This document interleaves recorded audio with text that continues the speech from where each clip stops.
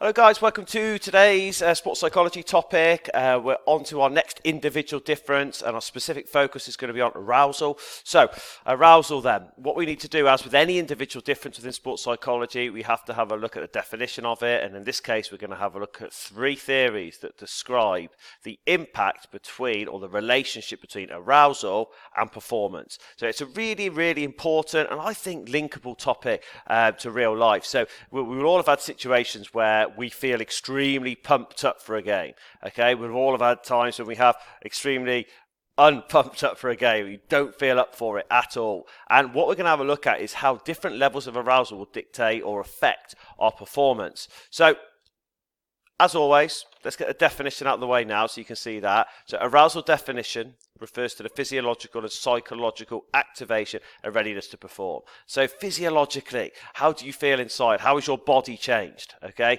Secondly, how is our brain, how is our mental focus changed? And how ready are we to perform? That's what it's looking at.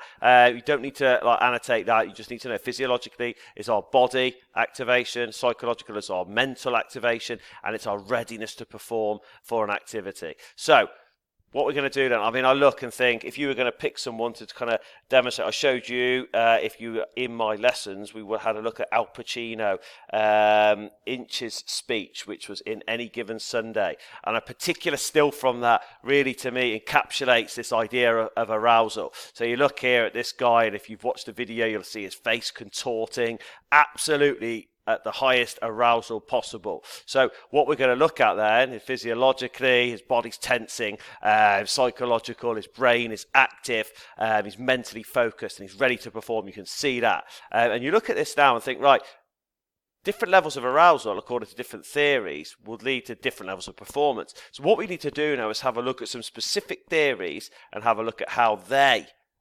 propose arousal will affect performance. So, if we go on to the first one, I'm going to ask you to look down to here. You've already got that definition. So if we go down to the drive theory here. Now, really important when describing a theory, if you can draw them, you will get a description mark for drawing them. So it's an important one to do. Once you've drawn them, it's really important you understand them. So as you can see, it's a pretty self-explanatory graph, but we just need to have an understanding of the axes here. So you've got here arousal going across the bottom.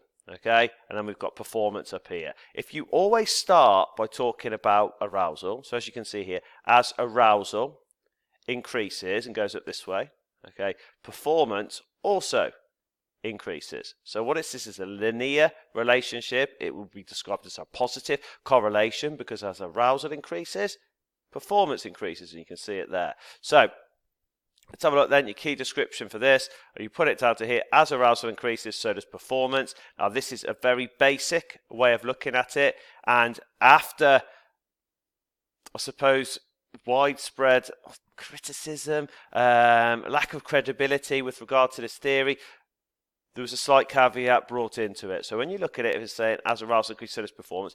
What would be better in your description is if you put as arousal increases, so does performance of the dominant response. And what that means is the response that is most likely, okay, is most normal for that person.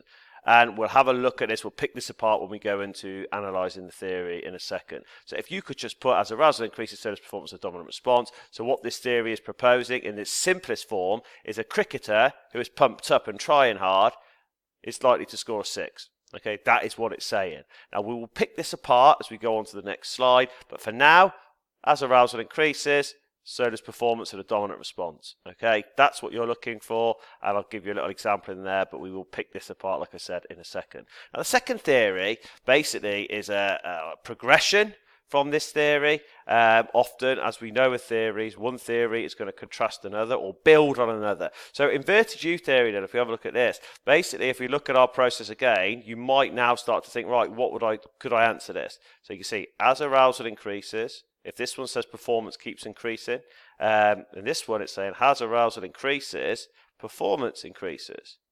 But this time, it's only to an optimal midpoint, okay?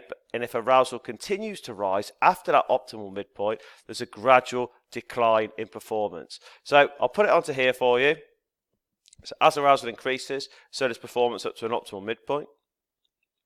But we must then say that's the optimal midpoint here. Continued increases in arousal leads to a gradual decrease in performance. Okay, so that you can see from that point there.